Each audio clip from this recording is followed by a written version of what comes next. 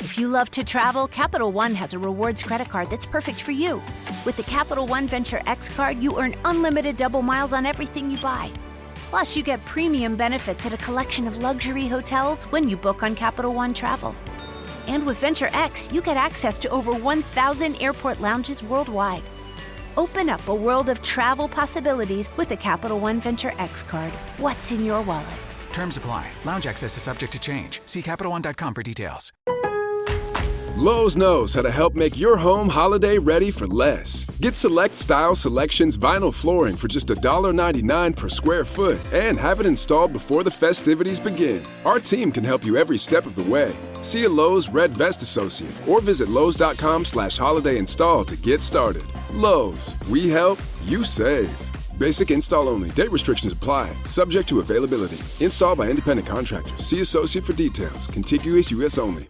As people of Nepal in South Asia country took to the streets in an unprecedented manner to protest an end to corruption and bad leadership in the country during the week after a short-lived ban on social media by the Nepalese government, Nigeria's secret police known as Department of State Security Services, DSS appeared to have doubled efforts apparently to avert the unpleasant Nepal situation in the West Africa country, a situation where some politicians in the South Asia country tasted the bitter side of their citizens like never before. The DSS has appeared to be on the neck of ex-social media management to ensure the deletion of a post tweeted by the founder of Sowore Reporters News Media and a well-known anti-government critic, Omiyele Sowore, that allegedly described the Nigeria president, Bola Ahmed Tinubu, as a criminal, a statement Sowore made in reaction to the words of President Bola Ahmed Tinubu over corruption in Nigeria while the president was on official visit in Brazil.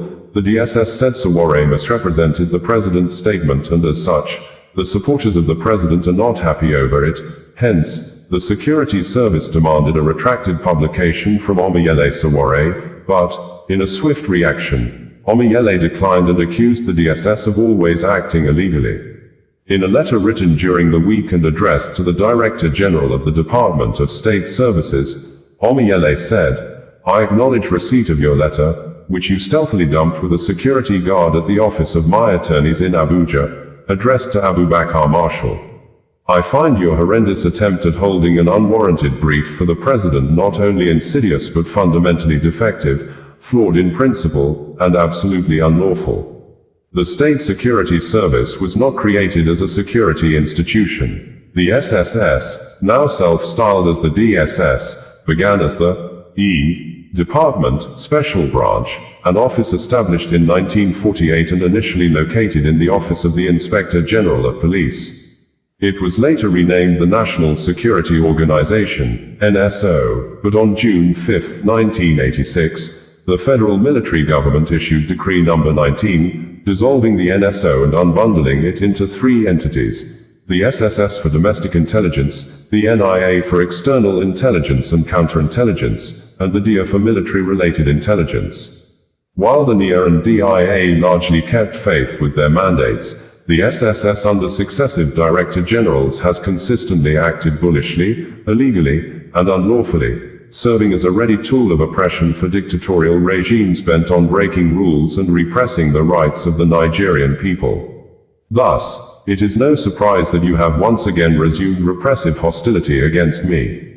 In 1993, while I was student union president at the University of Lagos, policemen abducted me from the university gate during a peaceful pro-democracy protest. I was taken to your Lagos office after being driven around with my head tucked under a seat. From Awolowo Way in Ikoyi, I was detained unlawfully for weeks at the notorious Inter-Center near Ikoyi Cemetery. It took several days of lecture boycotts to force your hand to release me without charges. Again, in January and June 1996, during and after my National Youth Service Corps in Yola, Adamawa State, your men detained me and later transferred me to the Nigerian Air Force Base, where I was held in hand and leg chains for over a week before release, again without charges.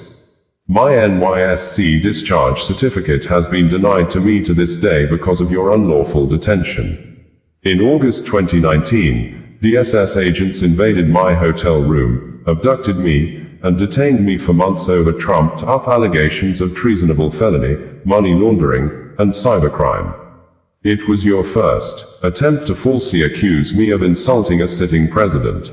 That failed, as did every other false accusation advanced against me by the government through the SSS and police.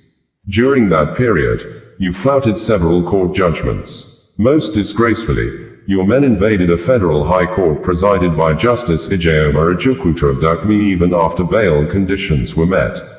To this day, you continue to refuse to obey 2 court judgments ordering the return of my confiscated properties, including several mobile phones and payment of damages. You and your ilk have dragged me through unscrupulous abuse and gross violations of rights for decades without remorse. In 2021, during the inglorious Buhari years, your agency propped up a sham group, the Incorporated Trustees of Global Integrity Crusade Network, to sue Sowore reporters and me on behalf of the criminally minded Attorney General of the Federation, Abubakar Malami, San. They prayed the court to compel me and others to pay Malami 2 billion nairas for alleged trauma and emotional stress caused by Sowore reporters' publications in July 2020. In his judgment, Justice Obiora Egwuatu awarded 100,000 nairas against the litigants, affirming the argument of our attorney, Marshal Abubakar, that they had no right to sue on Malami's behalf, just as you have no right to act as proxy for President Bola Ahmed Tinubu. Defamation, the judge reminded, is a personal tort. The AGF should have gone to court himself if he felt defamed. It is elementary that only the person defamed can sue. Therefore, your attempt to demand a retraction is an incompetent and unlawful attempt to hold the president's brief. Section 22 of the 1999 Constitution requires the press to uphold the government's responsibility and accountability to the people. Section 39 guarantees every citizen the right to freedom of expression, to hold opinions, and to receive and impart information without interference. Article 9 of the African Charter on Human and People's Rights provides the same. Even in the UK, sedition and libel laws have been repealed as archaic relics of a bygone era. The UN Human Rights Committee in General Comment No. 34 has declared a free, uncensored media essential to democracy. Courts across Africa, including Zimbabwe's Supreme Court and the African Court in Issa Konate vs. Burkina Faso, have ruled that criminal defamation is unjustifiable in a democracy. Nigeria's own Court of Appeal, in Arthur Nwankwo vs. State, 1985, struck down sedition laws when Nwankwo was convicted for criticizing Governor Jim Nwobodo. The court held that sedition was unconstitutional and inimical to free speech. Justice Adekeye, in IGP vs. ANPP, asked how long Nigerians must suffer under colonial-era public order ordinances designed to gag dissent. Criticism is indispensable in a democracy. Freedom of speech includes the right to say what those in power find uncomfortable. Justice Olatowo reminded us that citizens must defend their hard-won freedom of expression, and that those in public office must not be intolerant of criticism. Where boundaries are crossed, the remedy is civil libel, not unlawful repression. The DSS's desire to please the powers that be has always destroyed institutions while building strong men. But where are those strong men today, after your service broke laws and trampled rights to protect them? Rather than vilification, we should be commended for living up to our constitutional responsibility to hold leaders accountable.